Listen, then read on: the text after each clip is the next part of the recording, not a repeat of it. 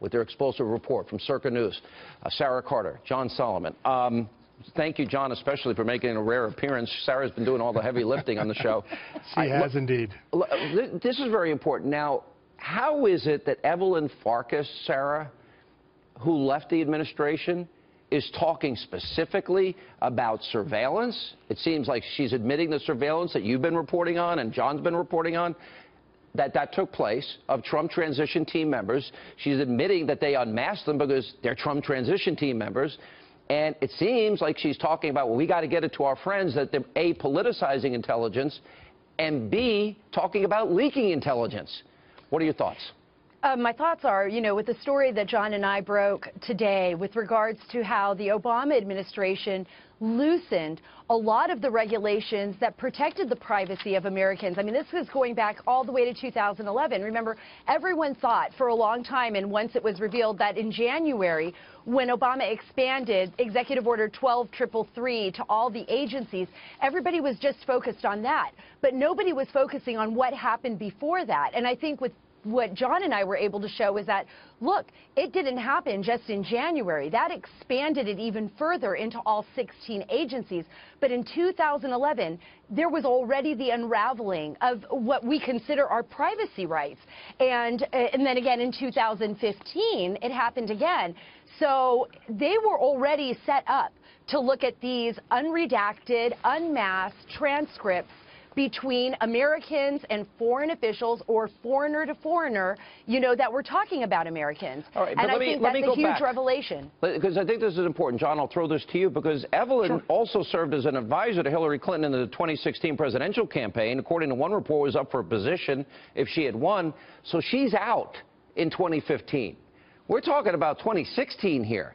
How would somebody that was once a rather low-level official, with no offense to her, she's serving her country, how would she have known that there was surveillance of Trump and his transition team? If you break down, if they found out how we knew, what we knew about the Trump staff dealing with the Russians, wow, how would she possibly know that outside of government now?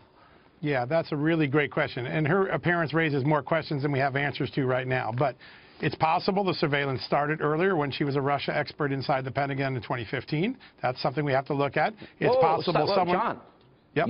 What you just said, they could have been surveilling in 2015? Certainly possible. Listen, we don't know, so I don't want to leap to any conclusions, but that's one possibility. Another possibility is someone passes information along to her. It could be some of the information she has isn't classified at all, though she used the word intelligence, so that's a red flag, right? I think her appearance on that show is going to raise a lot of questions, and we may not know the answers to them for a little bit of time, but there's certainly some important questions that she's raised in that appearance. Let me go through a quick bullet point list and ask if you both agree. Do you both agree she's admitting surveillance at least of the Trump transition team and the president-elect took place? She seems to confirm that. Do you both agree with that?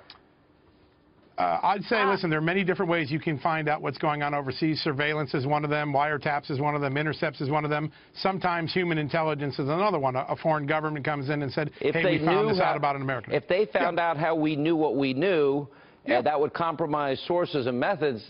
Right. That's sources and methods could be humans, too. It doesn't necessarily mean surveillance or wiretaps. It could be one of many different ways. And it's also it may be all ways. It may be all of those ways. Right. They may have utilized all of those ways. Okay, so it seems to acknowledge surveillance took place. Had to. How else would she know this information? Some sort of surveillance. That's the only way that they'd get that. All right. She's also revealing when she talks about if they found out how we knew, what we knew about the Trump staff dealing with the Russians, doesn't that mean some unmasking took place of some kind? Sarah? I think so. I mean, I think we already showed through our reporting that unmasking took place. And what we know for a fact is that with Flynn, and it's on the separate, investigation, his name was leaked. So Lieutenant General Mike Flynn's name was leaked out there.